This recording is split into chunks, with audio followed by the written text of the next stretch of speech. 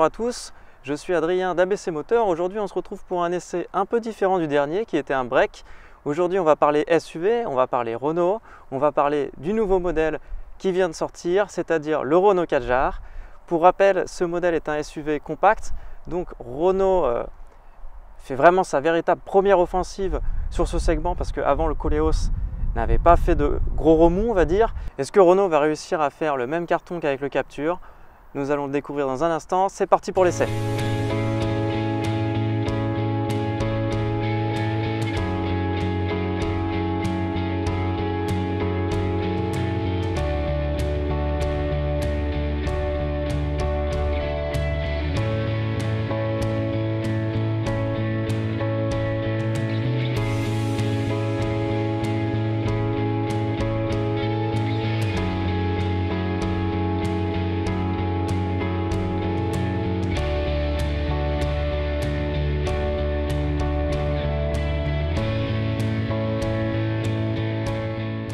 Prenons place maintenant à bord du Kadjar.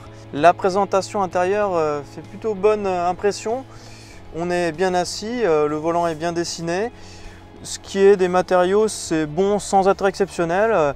On a quand même ici des petits revêtements sympathiques, une casquette voilà, avec des surpiqûres. Non, c'est plutôt agréable. On va dire que c'est pas très fun, c'est sérieux.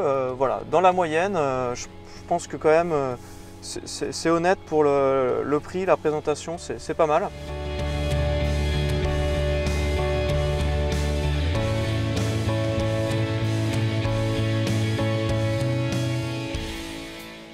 Je vous propose tout de suite de partir à son volant. Je vous rappelle, donc on a une motorisation diesel, 1,5 litre DCI, 110 chevaux. Allez, c'est parti, on y va.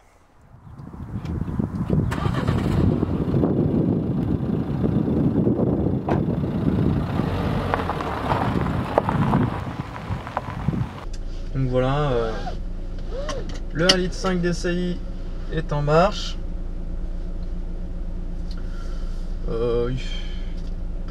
Le bruit à l'arrêt est convenable, je dirais dans la moyenne des diesels.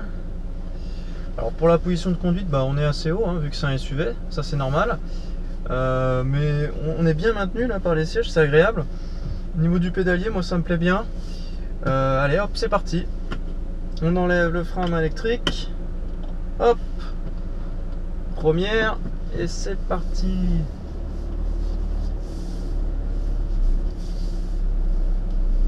Ça braque bien, il n'y a pas de souci. Ce qui est amusant, c'est qu'on va se faire un peu de chemin gravillonneux pour débuter. Occasion de vérifier un peu la suspension.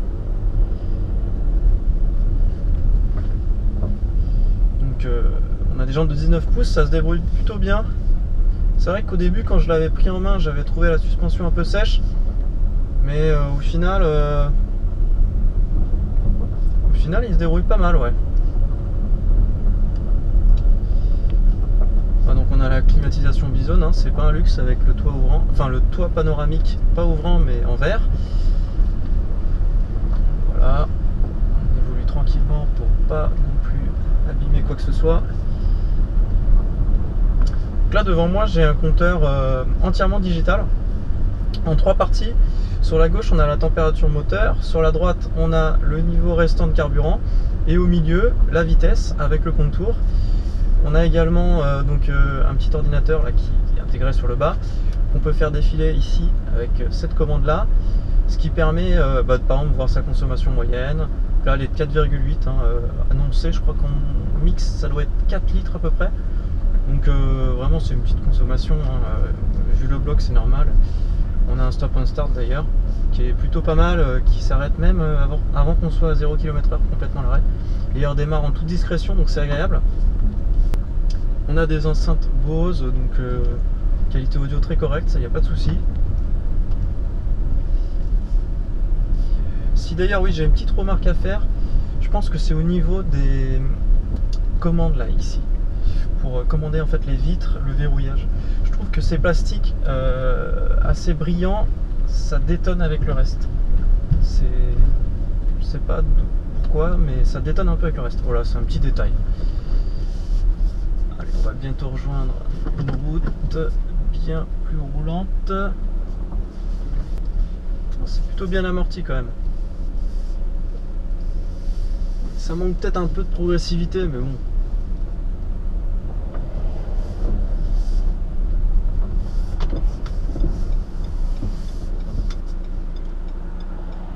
Là, je mets au point mort. Et hop, le stop and start.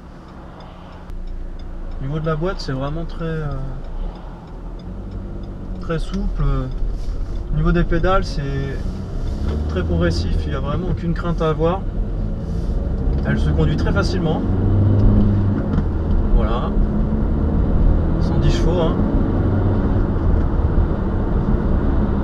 En termes de couple, si je me souviens bien, ça doit être autour des 250.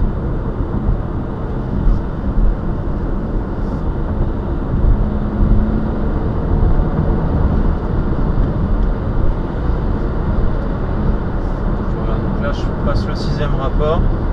90, je suis à 1500 tours.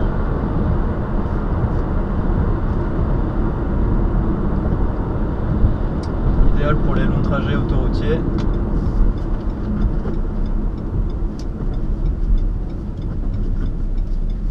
Non, vraiment la boîte très simple.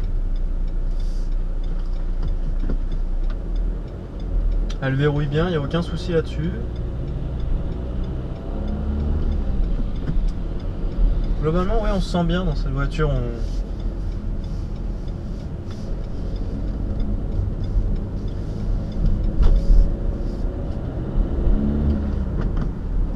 J'aime bien aussi cette partie-là, là, c'est assez joli.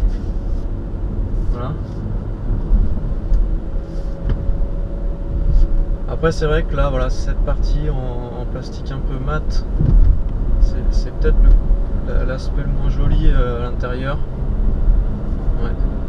Là, il y a une poignée de maintien éventuellement pour le passager. Petite relance. Puissance maximale est à 4000 tours.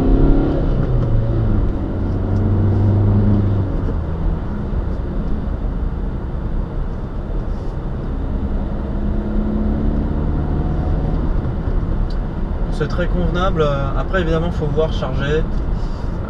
À 4 ou 5 avec les bagages, c'est une autre histoire. Je pense que oui, inévitablement il faudra rétrograder 1 voire 2 rapports dès lors qu'il y aura une côte qui se présentera devant vous.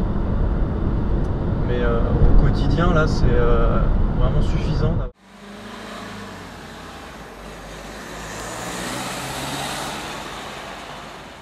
Si je vous parle un petit peu du châssis, je trouve que ça se débrouille bien, même si ça prend quand même un petit peu de roulis. Je pensais qu'il en prendrait moins, mais ça va, c'est relativement incisif,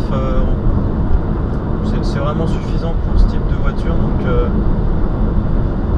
là c'est plutôt bien amorti malgré le fait qu'il y ait des petites bosses sur la route.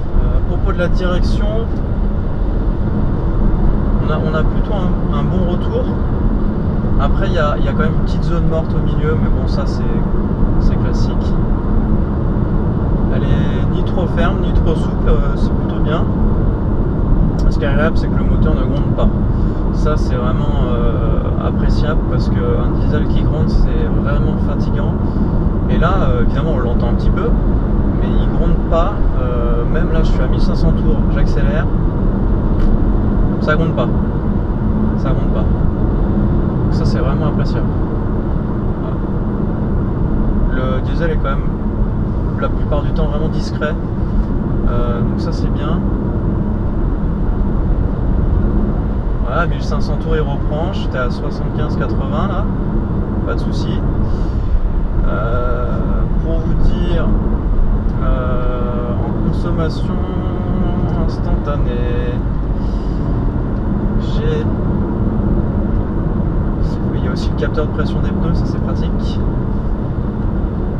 toute façon, il y a tout un lot d'équipements, autant détecteur d'angle mort, vous avez la caméra de recul, vous avez l'écran multimédia, vous avez vraiment une panoplie. Hein.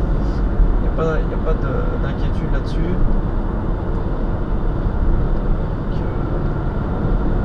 D'ailleurs, ce qui est pratique, c'est que je vous parle de consommation. On a un réservoir de 55 litres, on peut faire presque plus de 1000 km. Et on a un espèce d'assistant, je me souviens plus de son nom. Donc en fait, on peut avoir toutes nos données du dernier parcours qui s'affichent lorsqu'on coupe le contact. Donc on a des petits indicateurs, accélération, freinage, anticipation, rapport de boîte si je me souviens bien. Et on voit la consommation, la distance, donc c'est pas mal pour ceux qui aiment bien avoir un petit peu de données. Et là voilà, par exemple en consommation instantanée, bon, ça ne veut pas dire grand chose. Là je suis à 2 litres en appuyant légèrement sur la pédale d'accélérateur. Donc voilà. Là on a une petite montée. Hop, 4 litres. C'est vraiment pas grand chose. Ouais. Donc voilà, ce Renault 4 se débrouille vraiment bien sur le réseau secondaire, il n'y a pas de souci. Quand je l'ai eu sur autoroute, c'était pareil. Il évolue très bien dans ces conditions. J'avais juste noté un petit peu de bruit de roulement et de frottement de l'air sur la carrosserie quand j'étais sur autoroute. Mais à part ça, oui, ça tapait un peu sur les raccordements, mais voilà. Franchement, j'ai pas trouvé d'autres critiques à faire. Ouais, non, c'est vrai que la direction est bien progressive. C'est agréable. Voilà, donc un petit peu de ville. Le gabarit, c'est pas un souci pour ma part. Il fait un petit peu plus de 4 mètres. Franchement, comme je disais tout à l'heure, il me règle bien. On se sent pas du tout handicapé. Et puis au niveau des contrôles, de la visibilité arrière, pas de souci. Dans le rétroviseur, la lunette est bien dégagée. Après, évidemment, s'il y a des passages à l'arrière, bah, ça obstrue un petit peu, mais à part ça, je pense que pas de souci. De toute façon, donc là, on a autant les radars à l'avant, à l'arrière, et également une caméra de recul. Donc, il n'y a pas d'inquiétude à se faire si on craint un petit peu tout ce qui est manœuvre, créneau. On est aidé par la technologie pour ça, il n'y a pas de souci.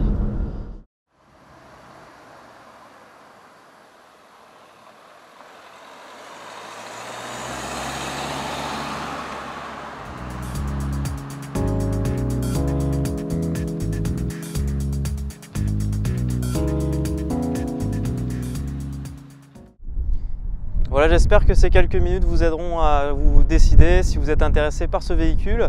N'oubliez pas de me dire si l'essai vous a plu, à réagir. Si vous êtes sur YouTube, vous pouvez liker, vous pouvez commenter, vous pouvez vous abonner à la chaîne.